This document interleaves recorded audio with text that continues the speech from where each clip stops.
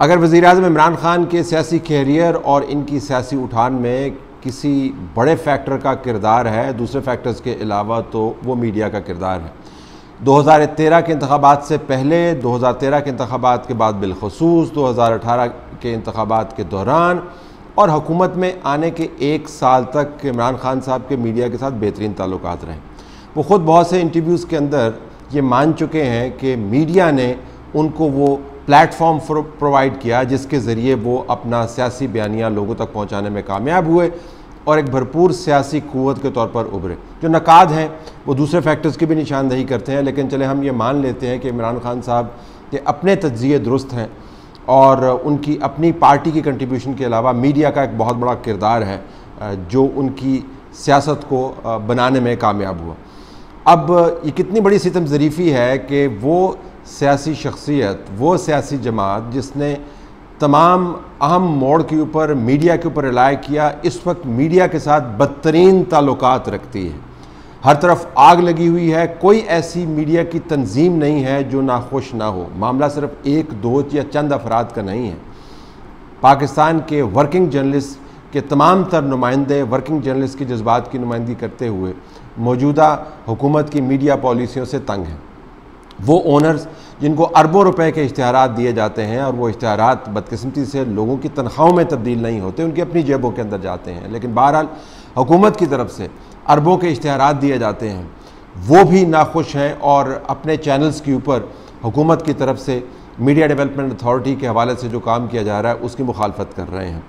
वो civil society के तमाम तर नुमाइंदगान जिन्होंने बड़े चाव के साथ PTI को सपोर्ट किया था, सोशल मीडिया की पॉलिसियों के ऊपर सख्त नाला हैं और बदतरीन तनकीद कर रहे हैं। आपको हर तरफ एक आग का समा लगता है और इमरान खान साहब की हुकूमत कोशिश ये कर रही है कि फायर ब्रिगेड इंजन्स जो उन्होंने 2-3 रखे हुए हैं वो इस आग को बुझाने के लिए इस्तेमाल करें।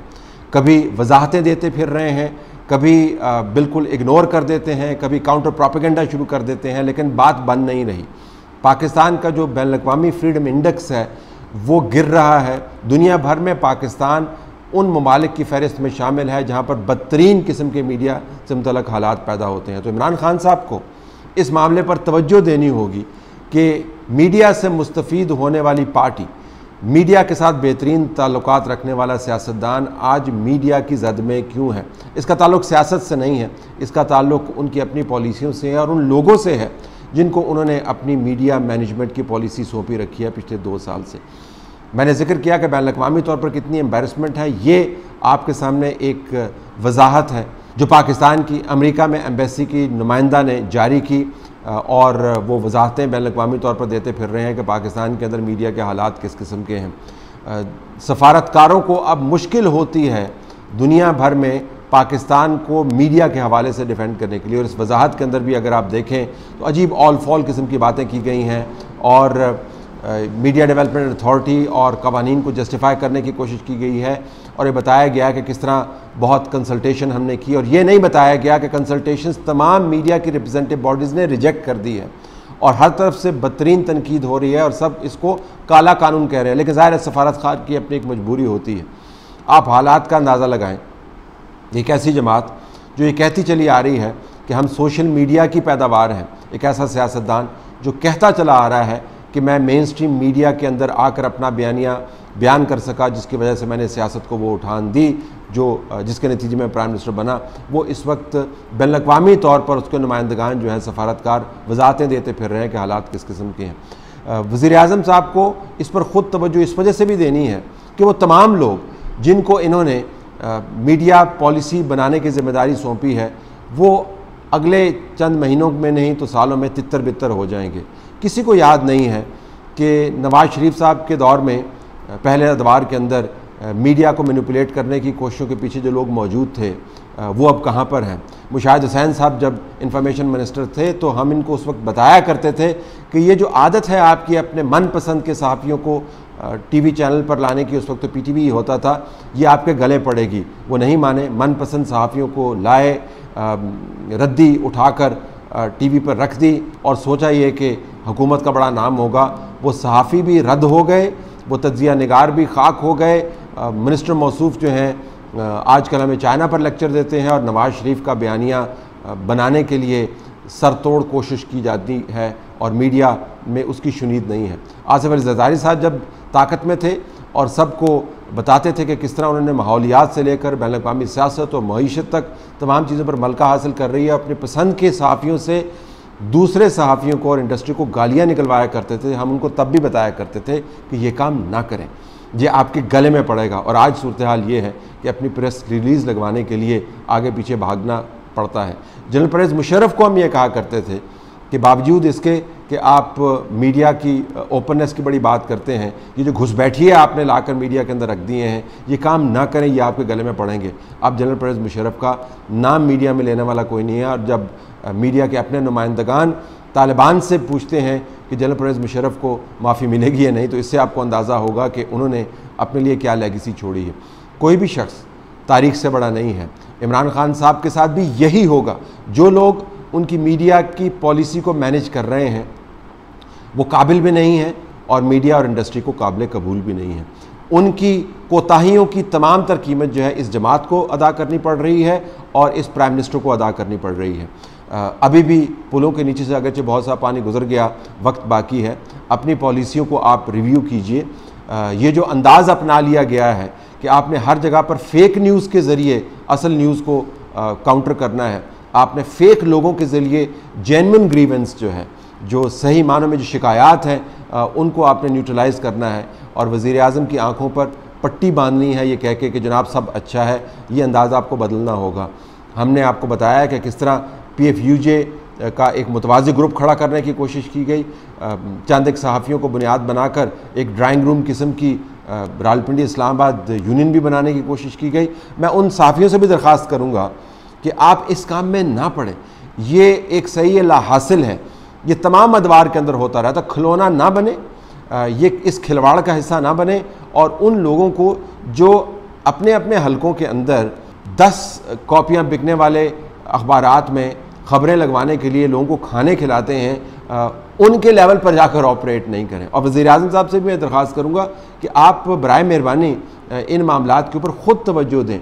जिन लोगों के हाथों में आपने मीडिया पॉलिसी दी हुई है वो इस काबिल नहीं है कि इन मामलात को सुधार सकें।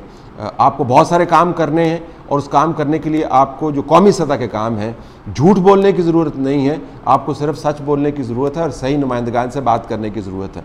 तो 2 नंबरी के ज़रिए फेक न्यूज़ लगवा कर, पैरेलल ग्रुप्स खड़े कर कर, यूनियन बाजी का हिस्सा बनते हुए आप ये काम नहीं कर सकते। आप अंदाज़ा करें कि एक तरफ आप उम्मत मुस्लिमा की नुमाइंदगी का दावा करते हैं और दूसरी तरफ सहाफ़ियों की यूनियंस, फेक यूनियंस बनवाकर या फेक बॉडीज़ बनाकर या लोगों को मैनिपुलेट करके एक पैरेलल ग्रुप खड़ा करके आप काम करने की कोशिश कर रहे हैं। ये अक़वाल कहाँ पर जा रहे हैं और आमाल कहाँ पर जा रहे हैं, दोनों में बहुत बड़ा तसादम है। ये जब तक कायम रहेगा इमरान खान साहब की मीडिया के अंदर दुर्गत बनती रहेगी। तो वज़ीर आज़म पाकिस्तान को अपनी टीम को सिर्फ तब्दील करने की ज़रूरत नहीं है, मुकम्मल तौर पर मीडिया के मामलात अपने हाथ में लेने की ज़रूरत है। हाथ में मामलात लेंगे, जेन्युइन नुमाइंदगान से बात करेंगे, इंडस्ट्री के नुमाइंदगान से बात करें, वर्कर्स के नुमाइंदगान से बात करें और ये मामलात मिनिस्ट्री के ज़रिए तय नहीं करवाएं। ये भी याद रखें कि बहुत सारे ऐसे लोग जिनके हाथ में मीडिया पॉलिसी मैनेजमेंट दी हुई है, ऊपर से तारीख किए गए हैं। ये तमाम हुकूमतों पर तारीख किए जाते हैं क्योंकि सबको पता है कि तारीख करने वाले ऐसे ही नुमाइंदगान के ज़रिए काम चलाते हैं। तो आखिर में तारीख़ लिखी जानी है इमरान खान साहब की मीडिया हैंडलिंग के हवाले से, तारीख़ लिखी जानी है उन लोगों के हाथों, उनके कलम और उनकी ज़ुबान से जो सहाफ़ियों की जेन्युइन नुमाइंदगान है। तारीख़ लिखी जानी है मीडिया इंडस्ट्री के चलाने वालों के हवाले से। तारीख़ फ़ेक न्यूज़ के ज़रिए नहीं लिखी जानी, तारीख़ फ़ेक नुमाइंदगान के ज़रिए नहीं लिखी जानी, तारीख़ उन लोगों के ज़रिए नहीं लिखी जानी जिस तरह के पहले मैंने अर्ज़ किया, जो अपनी ख़बर छपवाने के लिए मुकामी अखबारात के नुमाइंदगान को खाने खिलाकर ये काम करवाते हैं। पहला ये एक्सपीरियंस है जहाँ पे मैं पुरानी अगर कोई फिल्में देखते थे तो उसमें होता था कि सेठ जो है वो फैक्ट्री में यूनियन भी मर्जी की बनाता था, यहाँ पे मालिकान ही यूनियन भी चला रहे हैं। तो ये तो बिल्कुल सिस्टम ही अजीबोगरीब है कि आप खुद ही जो है वो मालिक हैं और आप अपने मुखालिफ जो कैंपेन कर रहे हैं वो भी आपके जो है वो लोग हैं। तो आप यूनियन भी खुद चला रहे हैं, मालिक भी आप हैं, तो ये क्या ये तो यूनियन क्या सर्व करेगी? तो जाहिर है कि हमें जेन्युइन यूनियंस की ज़रूरत है, जेन्युइन पॉलिटिकल वर्कर जो हमारे जर्नलिस्ट हैं उनकी जेन्युइन पॉलिटिक्स की ज़रूरत है, और मीडिया मालिकान जो हैं उनको यूनियन बाजी में या कार्टलाइजेशन की इजाज़त जो है वो नहीं दी जा सकती। अगर आपने बड़ी बैटल लड़नी है परसेप्शन की, तो ज़रा अपनी गेम को भी ऊपर के लेवल की लेके जाएं।